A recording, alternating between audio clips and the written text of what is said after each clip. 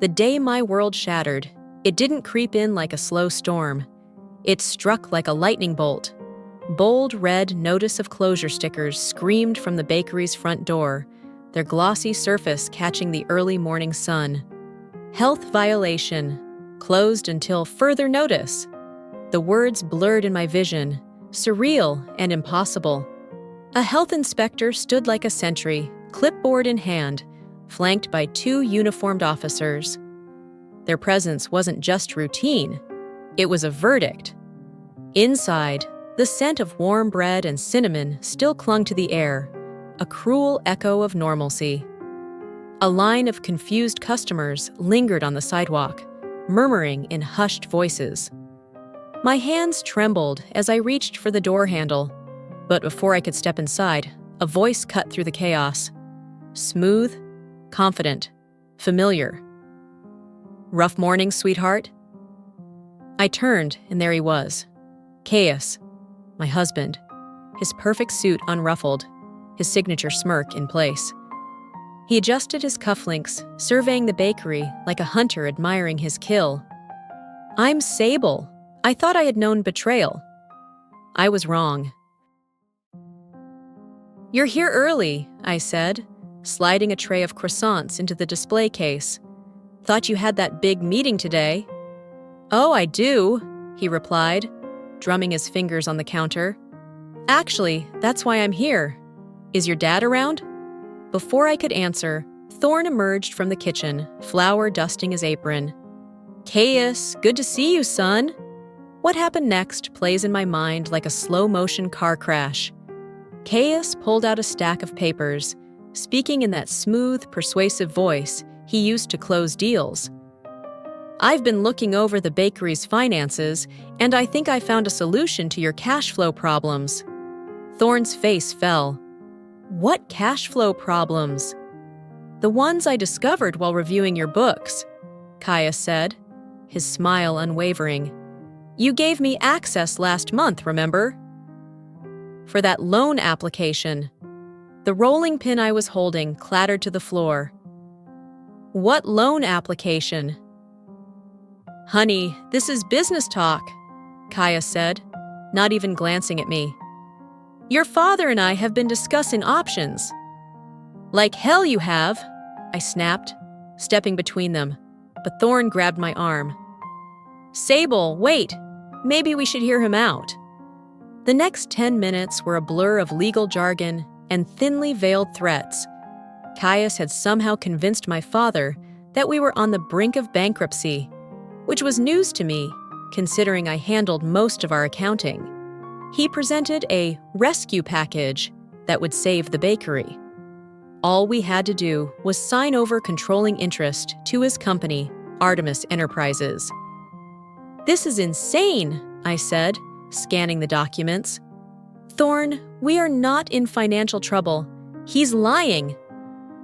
"Actually," Caius interjected, pulling out another paper, "you are. The health department found several violations last week, major ones. They're threatening to shut you down." My blood ran cold. We passed inspection 3 weeks ago. "Funny how things change," Caius mused, his gaze locking onto mine. For the first time, I saw the real him, calculating, cold, victorious. "You did this," I whispered, realization hitting me like a freight train. "I'm trying to help," he said loudly, ensuring Thorne could hear him. "Without this deal, you'll lose everything. With it, you keep working here, same as always, just under better management." Thorne's hand shook as he reached for the pen. "We don't have a choice, do we?" His voice was barely above a whisper. "No," I said firmly, grabbing his arm. "Thorne, no! He's stealing our bakery." "I'm saving it," Caius corrected, extending the pen. "Sign here, please."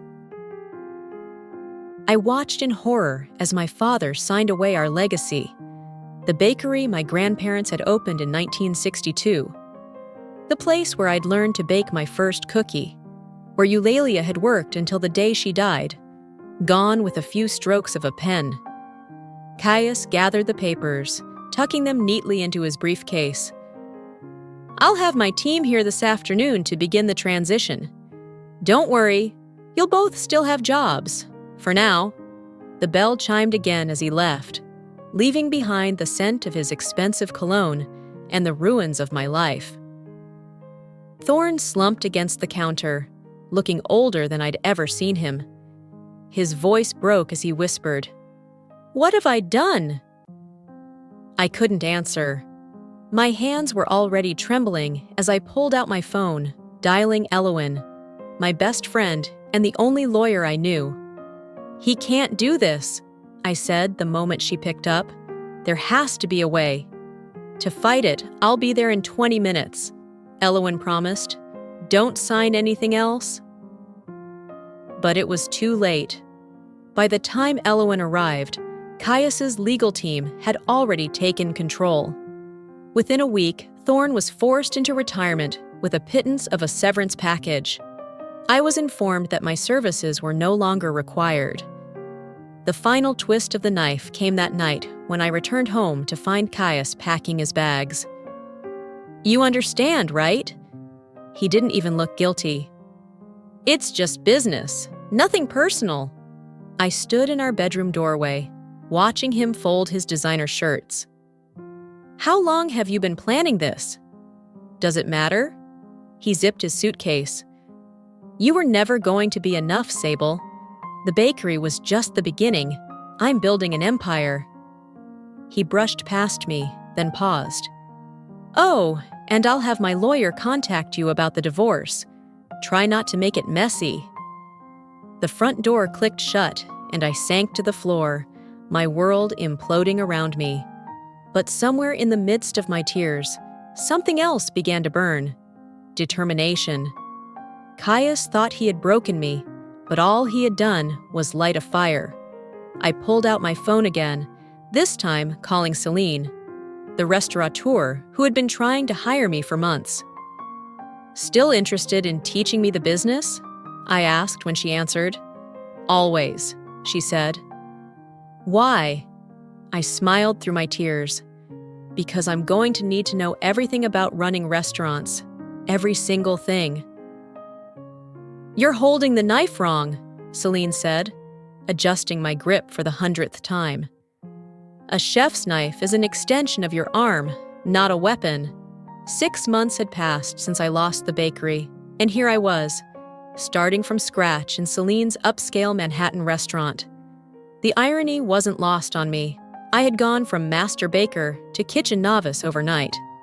"Sorry," I muttered, repositioning my fingers. "Old habits." Speaking of old habits, Celine leaned against the prep station, crossing her arms. "Your ex-husband's new acquisition is making waves. Did you see the article in the Times?" My knife slipped, nearly taking off a fingertip. "No, I've been avoiding the news." "Smart girl," she said. "But you should know. He's expanding, buying up small restaurants, turning them into chain concepts. People are calling him the fast casual king of New York." I focused on dicing onions, letting their sting excuse the tears in my eyes. "Good for him." "No." Celine grabbed my wrist, forcing me to look at her. "Not good for him, good for you. Every empire has weak spots, Sable. You just need to learn where to look." A commotion from the dining room interrupted us. "Chef!" One of the servers burst into the kitchen, breathless. "Orion Hoffman is here again." Celine cursed under her breath. "Third time this week. He's trying to poach my staff." "Orion Hoffman?" I asked, setting down my knife. "Rising star in the restaurant world," she said, grabbing a towel. "Aggressive expansion, but quality-focused, unlike your ex." She straightened her chef's coat. "Stay here, learn something." But curiosity got the better of me, and I followed her anyway. Through the kitchen door, I watched as Celine approached a tall man in an impeccable suit, chatting with one of her line cooks. "Orion!" Celine's voice could have frozen hell itself. "This is getting old." He turned, flashing a disarming smile. Celine, just having a friendly chat with your talented staff. My staff isn't interested in your offers. Actually, the line cook interrupted, shifting uncomfortably, I was considering. Zephyr. Celine's tone left no room for argument. Back to work. As Zephyr skulked away, Orion's eyes landed on me. New face, he noted. Off limits, Celine snapped. I hesitated. Then, ignoring Celine's warning look, I stepped forward. I might be interested in hearing an offer. Orion's eyebrows shot up. Really? And you are? Sable, I said evenly, former owner of Bradley's Bakery. Recognition flickered across his face. Ah, Caius's ex. Heard about that mess. He studied me more carefully, something like curiosity sparking in his eyes. Interesting career change. Necessary one, I corrected. Your turn. Why are you really here? He glanced at Celine, then back at me. Coffee. There's a place around the corner. 20 minutes later, I sat across from Orion in a quiet cafe, watching him doctor his espresso. With precise amounts of sugar and cream, he stirred his coffee, then looked at me.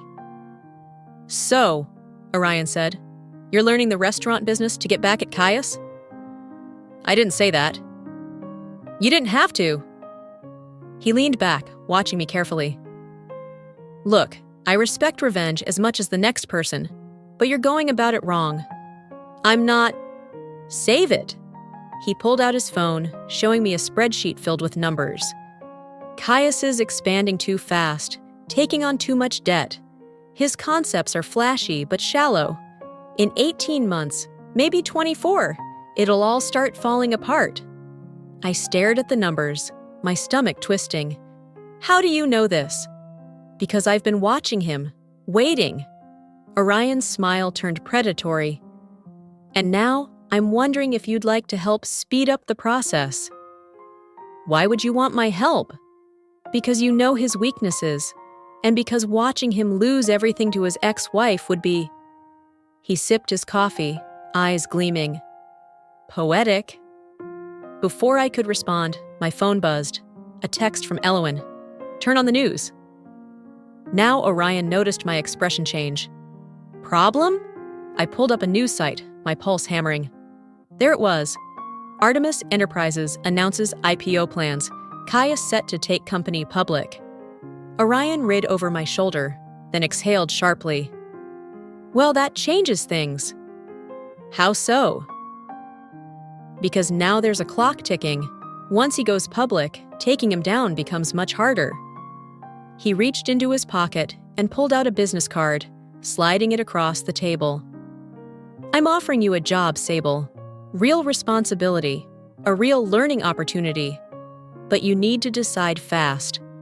I hesitated, thinking about Celine, the woman who had given me a chance when I needed it most. I can't just... Yes, you can. He stood up, adjusting his suit. Call me by tomorrow if you want in. As he walked toward the door, he paused. Oh, and Sable? I looked up. The knife skills will come, he said with a smirk. Focus on learning the business side. That's where wars are really won. I sat there long after he left, turning his card over in my hands. Finally, I called Celine. He offered you a job, didn't he? She said before I could speak. Yes. She sighed. Take it. Orion's an ass, but he's brilliant at business, and that's what you need right now. You're not mad? Mad? She laughed. Honey, I'm proud. You're finally thinking like a shark instead of a minnow. She paused. Just promise me one thing. What's that? When you take Caius down, make it spectacular. Some of us want front row seats. I smiled, already dialing Orion's number. That's a promise I intend to keep. You're not going to believe this. Elowen burst into my office at Orion's restaurant group, waving her tablet. I looked up from the financial reports I'd been studying for the past year. What kind of trouble? The delicious kind. She perched on my desk, pulling up an article. Their IPO filing revealed some interesting numbers. Their growth isn't what Caius has been claiming. 3 of their newest locations are hemorrhaging money. Show me. I grabbed the tablet, scanning the figures.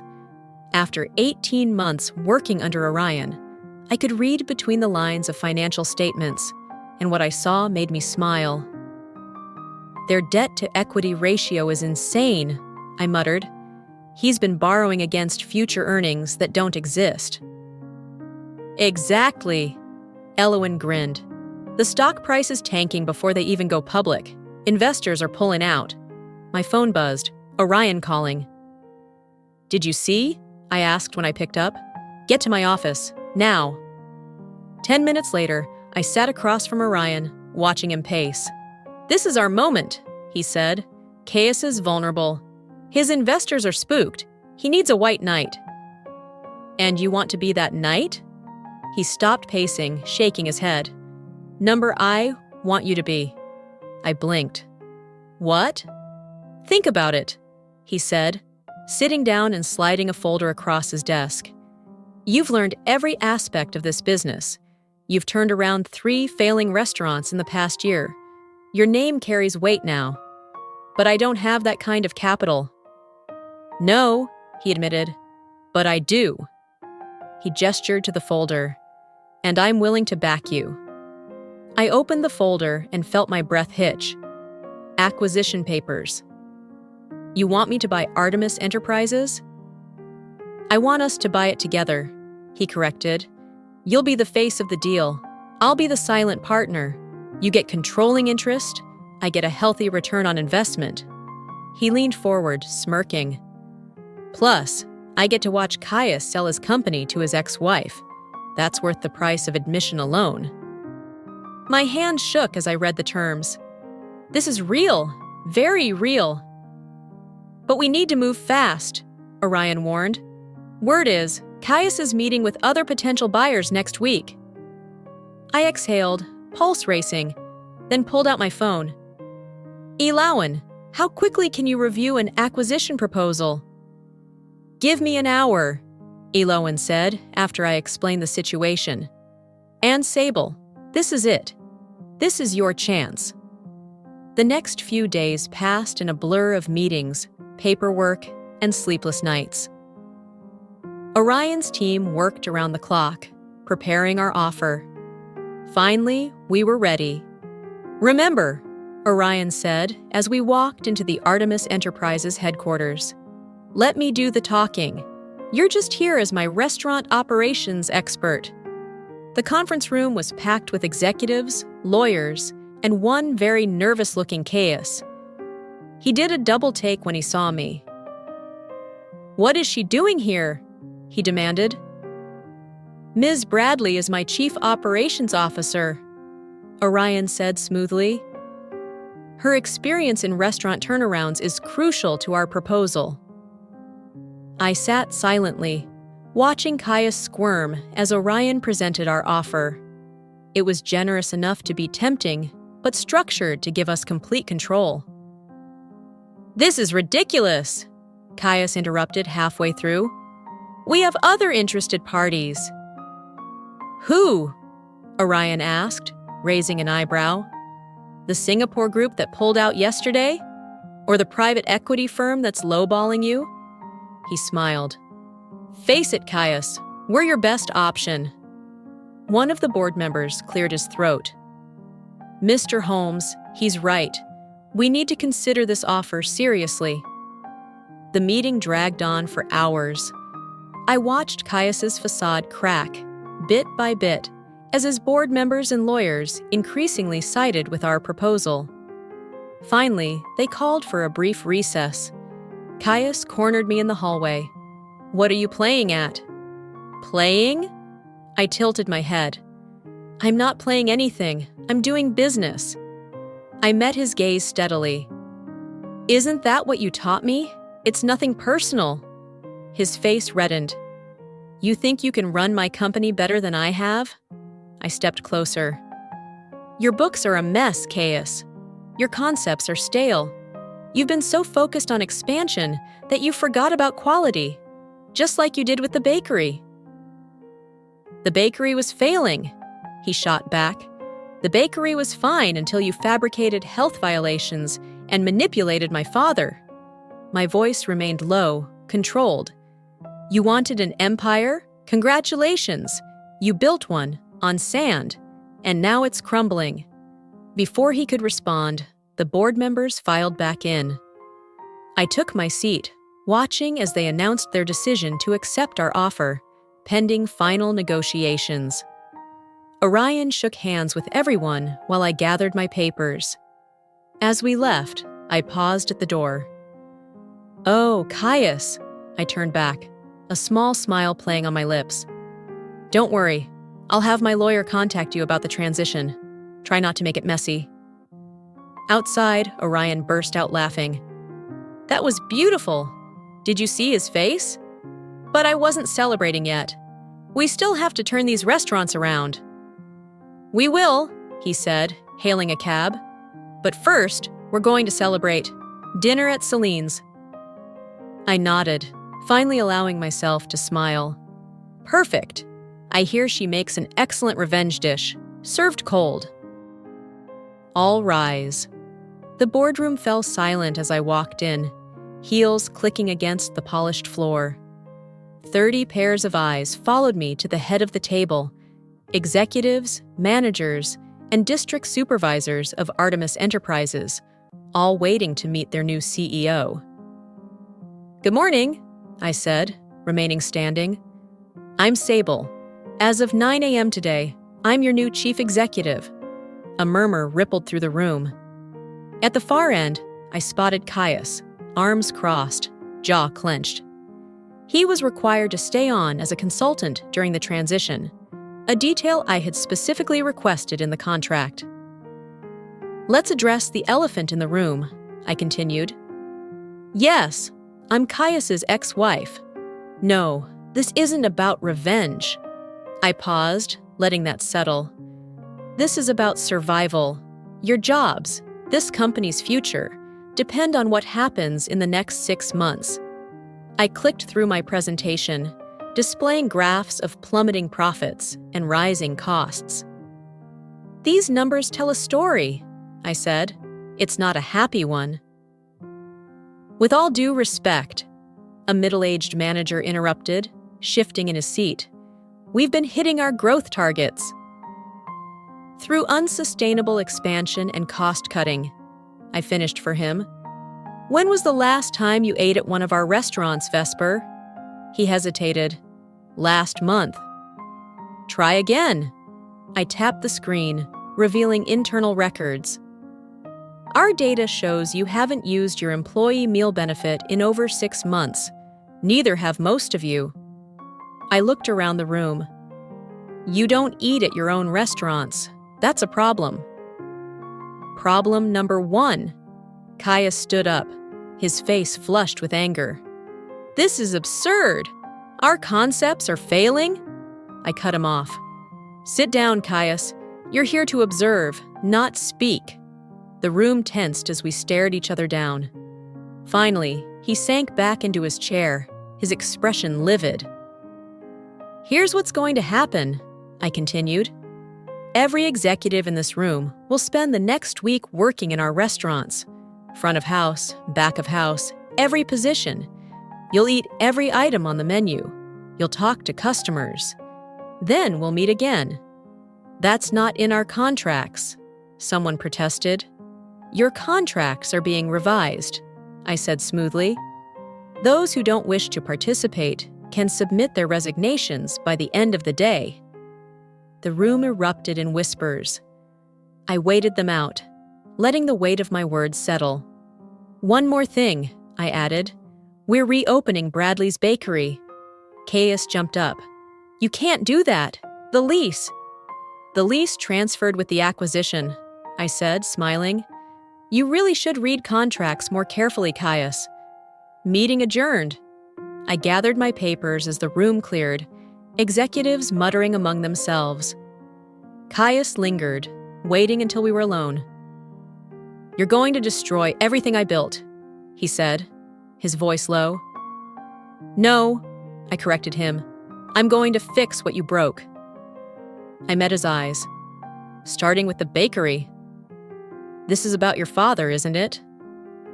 "This is about doing business right," I said simply. I turned to leave, then paused at the door. "By the way, you start at the downtown Brooklyn location tomorrow, 6 a.m. sharp. The manager there runs a tight ship. I'm not working in a restaurant kitchen. Then clear out your office by 5. I checked my watch. I have another meeting. Don't be late tomorrow. In the elevator, my hands finally started shaking. Elowen was waiting in my new office. "How'd it go?" she asked, handing me a coffee. "About as expected," I said, collapsing into my chair. "Half of them will probably quit." "Good. Fresh blood is exactly what you need," she replied. She hesitated. "Your father called, by the way. He saw the news about the bakery." My stomach tightened. "What did he say?" "He wants to meet. Says he has some ideas about the reopening." Tears pricked at my eyes. Thorne hadn't baked since the day we lost the bakery. "Tell him yes, whenever he wants." My phone buzzed.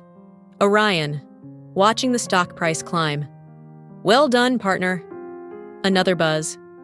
"Celine, dinner tonight. We need to celebrate properly." A knock at the door interrupted my replies. Isolde, Caius' sister, stood there, looking uncertain. "Can we talk?" she asked, hesitating. Something in her expression unsettled me. "There's something you need to know." She glanced at the door before lowering her voice. I wasn't the only one in his pocket. Someone else, someone you trust, was feeding him information this whole time. I gestured to a chair. "Of course." Elowen excused herself as Isolde sat down. "I know Caius hurt you," she said, "but these people, their jobs are safer with me than they were with him." "I'm not here to destroy the company, Isolde," I said, finishing her thought. "I'm here to save it, by forcing executives to work in kitchens, by reminding everyone what this business is really about: food, service, people." I leaned forward. "Stay. Help me fix this. You've always seen the problems your brother couldn't." She studied me for a long moment. "The bakery, will you really reopen it?" "Come see for yourself." I stood. "I'm heading there now to check on renovations." Isolde hesitated, then nodded. "Okay, show me." As we rode to Brooklyn, I thought about all the pieces falling into place. The bakery would rise again, but this time as the heart of something bigger, something better. Caius had taught me about empire building, but he'd forgotten the most important lesson. Empires built on greed collapse. Empires built on quality endure. Tomorrow, Caius would learn that lesson the hard way, starting with a 6 a.m. shift in his own failing restaurant. "Is this live?" I asked, staring at my phone screen where a viral video was playing. It showed Caius, still in his expensive suit, having a meltdown in one of our restaurant kitchens. "Oh, it's live," Elowen confirmed, barely containing her glee. "And trending. Restaurant Karen is currently number 3 on Twitter." In the video, Caius was red-faced, jabbing his finger at a teenage line cook. "Do you know who I am?" he shouted. "I built this company." The cook, barely fazed, kept scrubbing a dish. "Sir, the dishes still need to be washed. Company policy says everyone works." I leaned back, a slow smile spreading across my face. Revenge wasn't just sweet. It was being served fresh in every restaurant Caius used to own. "It helps during rush hour." "I'm not touching those dishes. Get a dishwasher." "We're short-staffed because corporate cut our labor budget last month. Your policy, sir." I watched as Caius stormed out, knocking over a stack of clean plates in the process. The video ended with the line cook looking directly at the camera and deadpanning. "Thanks, corporate." 3 million views and counting, Elowen said, scrolling through the comments. "They're brutal." My phone rang. "Isolde, have you seen—" "I'm watching it now," I said. "He's completely lost it." "He's at my apartment, ranting about how you set him up." I smirked. "I didn't set up anything. He did this to himself." I paused. "Is he drinking?" "Yeah, and he's talking about going to the press, exposing some truth about you." "Perfect. Let him." "Sable," Isolde warned. "What are you planning?" "Just make sure he stays angry," I said, "and keep recording if he says anything interesting." After hanging up, I turned to Elowen. "Time for phase 2. She nodded, pulling out a folder. The audit results came back. "You're going to love this." 2 hours later, I sat in my office with a reporter from the Wall Street Journal. "These documents show systematic mismanagement under the previous leadership," I explained, sliding the audit reports across the desk. "Cost-cutting that compromised food safety, labor law violations, even evidence of supplier kickbacks." The reporter's eyes widened as she skimmed the documents. "This is comprehensive. We're implementing immediate changes," I continued, starting with restoring proper staffing levels and quality standards. The previous management's focus on rapid expansion led to these issues. "Speaking of previous management," she said, glancing up, "your ex-husband's video is causing quite a stir." "Yes, it's unfortunate," I said smoothly, "but it illustrates exactly why we're making these changes. Every executive is required to work in our restaurants now. Some are adapting better than others." "And the bakery reopening," she prompted. "That's your family's original business, correct?" "It is," I confirmed. "We're returning to our roots: quality food, fair treatment of workers, sustainable growth." I smiled. "Would you like to see it? The renovation is almost complete." The bakery was buzzing with activity when we arrived. Thorne was there, supervising the installation of new ovens. "This is where it all started," he told the reporter, pride evident in his voice. "And where it's starting again, thanks to my daughter." The reporter scribbled notes as Thorne walked her through the space, explaining our vision for combining traditional baking with modern restaurant concepts.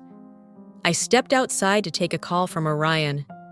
"Your ex is on CNBC right now," he said, "making a complete fool of himself." I pulled up the live stream.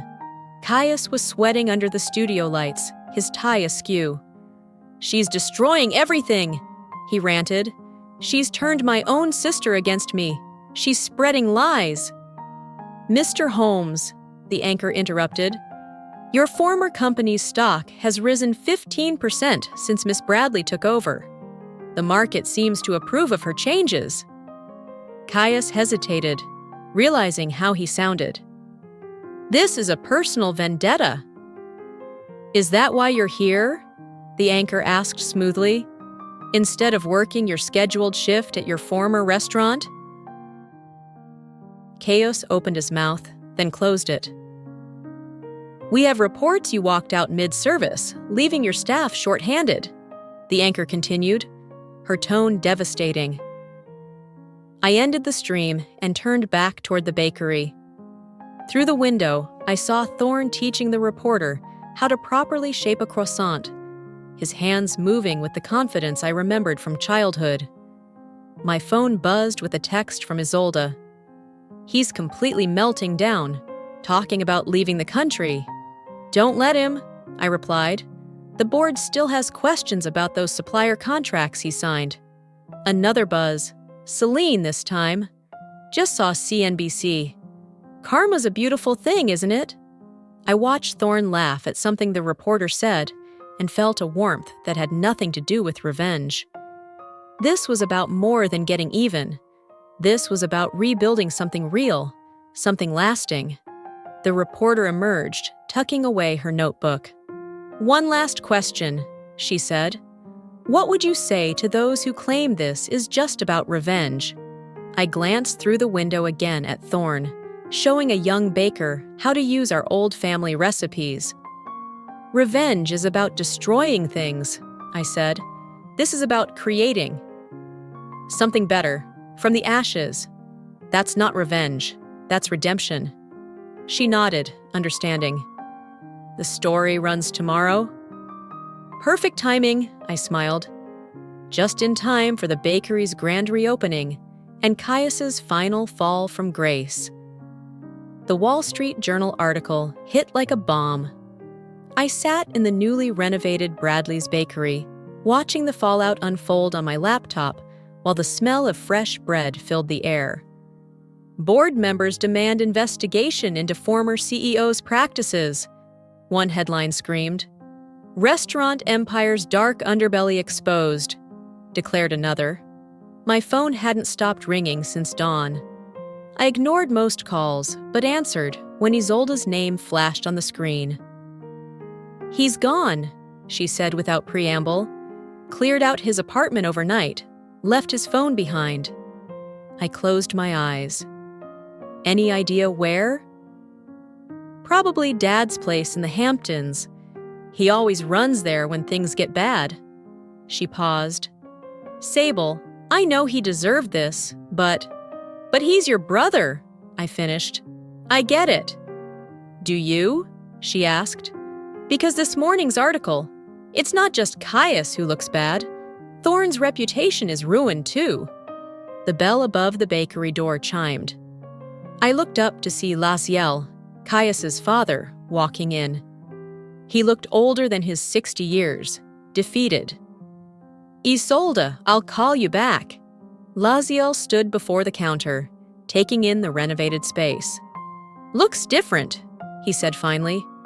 "Better different or worse different?" "Different. Just different." He met my eyes. "Like everything else these days." I gestured to a table. "Coffee?" He nodded, sinking into a chair, while I brought over 2 cups and a plate of fresh croissants. We sat in silence for a moment, the morning sunlight streaming through the windows. "You've destroyed my family's name," he said finally. "Your son destroyed it himself," I said. "I just exposed the truth." "The truth?" He laughed bitterly. "The truth is, I pushed him too hard, expected too much, made him think success was everything. I hadn't expected this. Anger, yes. Threats, probably. But not regret." "You raised him to be ruthless," I said. "He learned that lesson well." "I raised him to be successful," Laziel corrected. He stared into his coffee. "I never taught him to be cruel. That part." He shook his head. "That's on him." The bakery was filling up with morning customers. I watched them line up, chatting and laughing, completely unaware of the drama unfolding at our table. "What do you want, Laziel?" "Want." He looked around the bakery again. "I want to understand something. You've won. You've taken everything from him. Why?" "We reopened this place because this place matters." I broke a croissant in half, the buttery layers perfectly flaky. "Every recipe here has a story. Every customer is part of our community. Caius never understood that.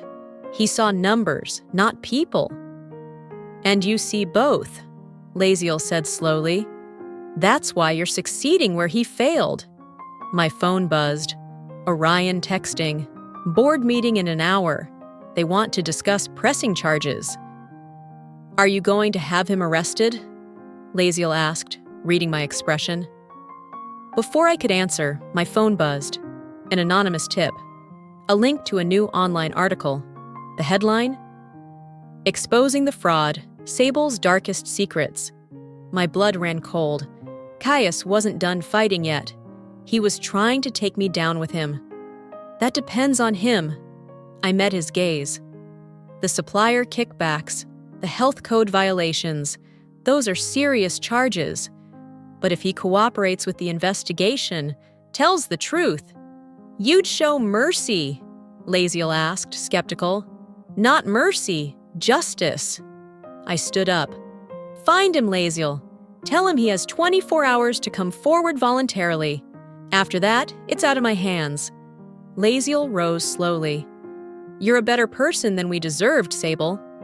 This isn't about being better, I said. It's about being right.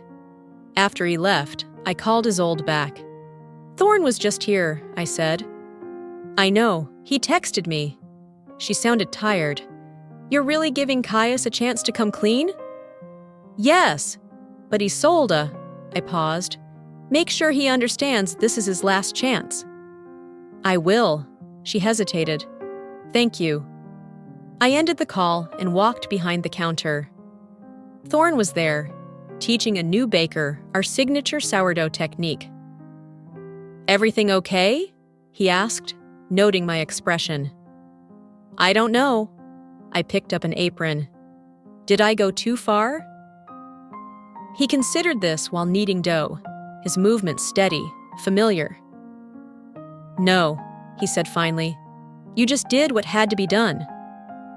I nodded, tying the apron strings behind my back. Then let's get to work.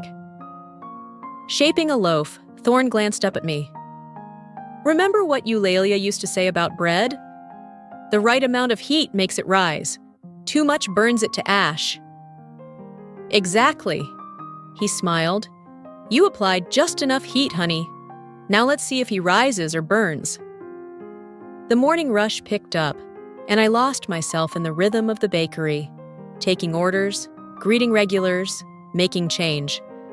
This was real. This mattered. My phone buzzed again. Elowen this time. Police just called. Caius is at the station, ready to talk. I looked around the bakery at the life and warmth filling the space Caius had once tried to destroy. He had thought taking it would break me. Instead, it had made me stronger, teaching me the difference between revenge and justice. Tell them I'll be there in an hour, I texted back. Some things were more important than watching someone fall. I turned back to the customers, to the smell of fresh bread and coffee, to the sound of laughter and conversation. This was my empire now, built not on greed and betrayal, but on quality and community. And unlike Caius's, it would last. He's ready to see you, the detective said, leading me down a sterile hallway to an interview room. Through the window, I could see Caius sitting alone at a table, his designer suit wrinkled, his face unshaven. Remember, Elowen whispered beside me, let him talk. The more he says, the better our position. I nodded, took a deep breath, and walked in. Caius didn't look up. You look terrible, I said, sitting across from him. Spending the night in a holding cell will do that. His voice was hoarse. Happy now? No. I placed a file on the table. But we can end this today, if you're ready to be honest. He finally met my eyes. Honest about what? How you orchestrated my downfall. How about we start with the health inspector you bribed to shut down the bakery? His jaw tightened. You can't prove that. Actually, I pulled out a document. He's already given a statement, along with 3 of your former suppliers who admitted to the kickback scheme. They're lying. Are the bank records lying too? I slid over another paper. Or the emails? Or the surveillance footage? Color drained from his face as he scanned the evidence.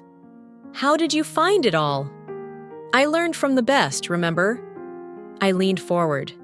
You taught me to be thorough, but unlike you, I'm offering a way out. His gaze flicked up. What way out? You've already lost, Caius. You've already taken everything. Sign a full confession, pay back the money you stole, testify against the others involved. I tapped the papers. Do that, and I'll recommend no jail time. He laughed bitterly. Why would you do that? Because Isolde asked me to. His expression changed at his sister's name. He still believed there was something left in him worth saving. The door opened, and Isolde walked in. Caius straightened immediately, trying to smooth his rumpled appearance. "Isolde, you shouldn't be here."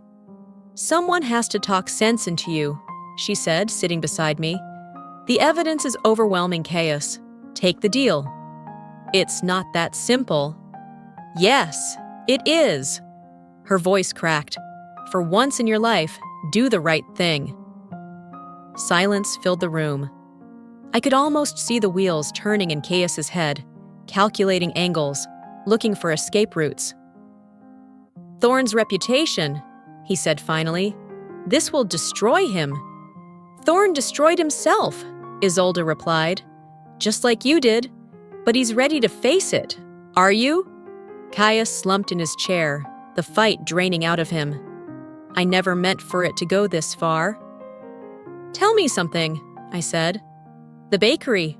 Why?" "You already had success. Why did you need to take it?" He was quiet for a long moment. "Because you loved it more than me." The simple honesty of his answer hit me like a physical blow. "You were building this empire," he continued, "and the bakery was just this small, comfortable thing. I thought if I took it, made it part of something bigger." He shook his head. "I wanted you to see what I could create. And instead, you destroyed everything we had." "I know." He reached for the confession papers. "What happens after I sign?" "You step down from all remaining positions, pay restitution, give a full statement to the authorities. And then," his voice was almost resigned, "then you figure out who you are without a stolen empire." His pen hovered over the paper. "You were right about one thing, Caius," I said coldly. "Empires built on greed don't last. And you," I leaned forward, "you were never powerful. You were just the loudest person in the room." I exhaled, watching him. "Forgiveness isn't mine to give, Caius. That's between you and the people you hurt." He nodded, jaw tightening. Then, slowly, he signed. Isolde let out a shaky breath beside me. "It's done," she whispered. I gathered the papers and stood. "I hope you find peace, Caius." As I walked toward the door, he called after me. "Sable." I turned back. "You were right about one thing," he said quietly. "Empires built on greed don't last." I nodded. "No, they don't." Isolde followed me out into the hallway, wiping her eyes. "Thank you," she said softly. I nodded again, slipping the papers into my folder. "Let's go home." I slid him a pen. "And then you get help, Caius." "Real help." "And the company?" he asked. "We'll continue without you. We're already turning things around." He picked up the pen, then paused. "The old recipes. Eulalia's cinnamon rolls, the sourdough method. You're still using those?" "Of course," I said. "Some things shouldn't change." He signed the papers, his hand shaking slightly. Isolde reached across the table and squeezed his arm. "I'll have someone drive you home," I said, gathering the documents. "Get some rest. Your lawyer will contact you about next steps." At the door, he called out, "Sable!" I turned back. "The bakery. You've made it better than it ever was, even before." "I know." I met his eyes one last time. "Goodbye, Caius." Outside, Elwyn was waiting with the detective. He signed. I handed over the confession. "Everything you need is there." My phone buzzed. Thorn texting. "Afternoon rush starting. Could use your help if you're done saving the world." "Go," Elwyn said, reading over my shoulder. "I'll handle the rest here." The drive back to Brooklyn felt longer than usual. By the time I walked into the bakery, the line was out the door. Thorn was at the counter, flour on his apron, a smile on his face. "Perfect timing," he said, tossing me an apron. "These good people need their bread." I tied it on, breathing in the familiar scent of yeast and butter. Through the window, I could see the afternoon sun painting the street gold. Customers chatted while they waited, the buzz of community filling the space.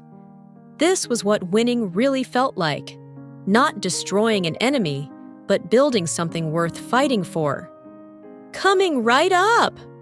I called to the waiting customers, rolling up my sleeves. There was work to be done, and I was ready to do it. "Ready?" Thorne asked, adjusting his tie in the bakery's front window. "Almost."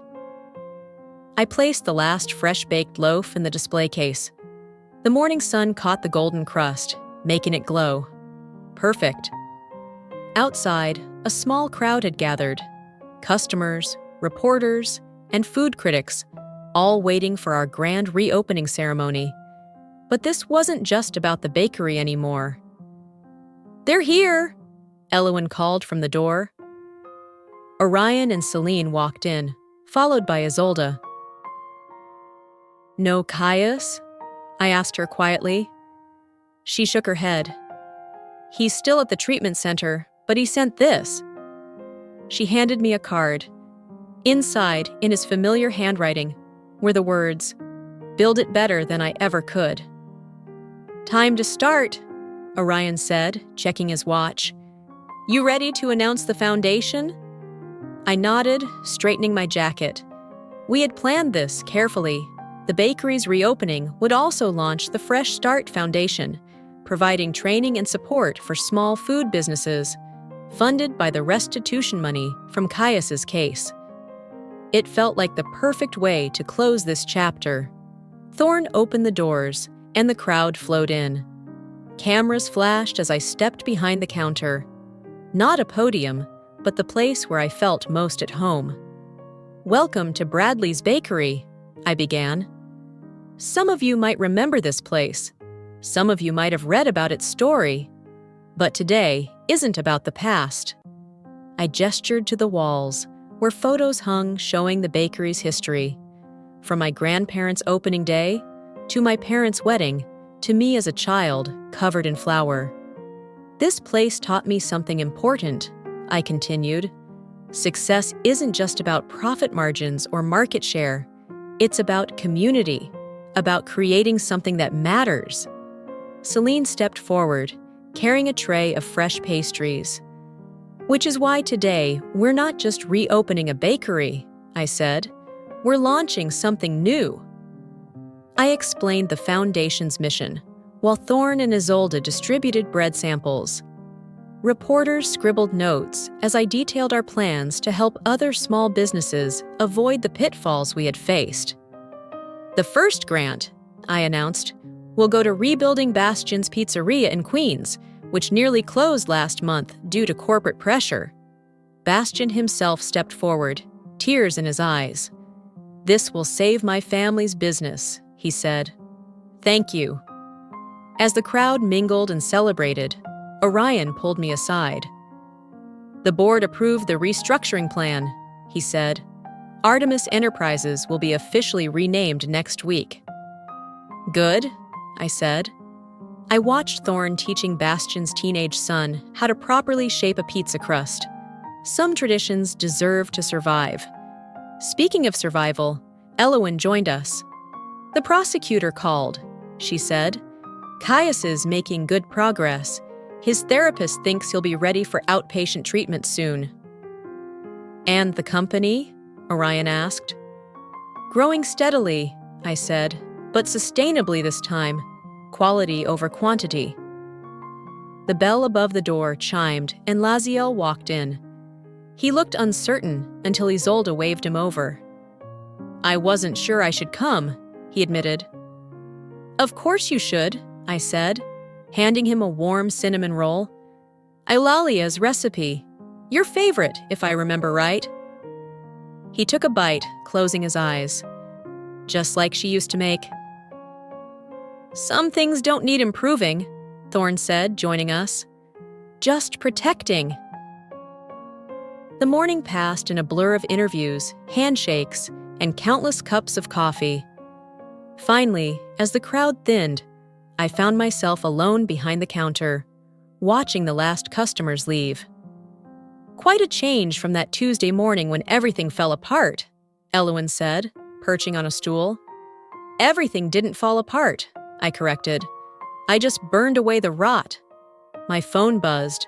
A text from Caius's treatment center. "Your brother-in-law asked us to share his progress report. 90 days sober, making amends." "Good news?" Elowen asked, noting my smile. "Getting there." I put the phone away. "Hey, want to learn how to make sourdough? Thorne's teaching a class tonight." "Me? Baking?" She laughed. "I burn microwave popcorn." Everyone starts somewhere.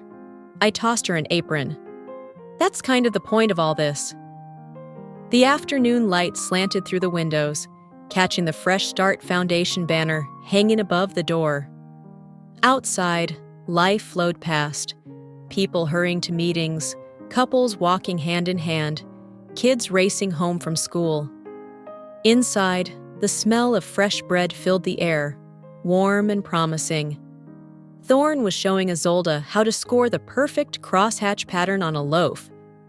Celine and Orion argued playfully about the best way to knead dough. Even Laziel had rolled up his sleeves, flour dusting his expensive shirt. This was what winning really looked like. Not destroying an enemy or building an empire, but creating a space where broken things could be made whole again.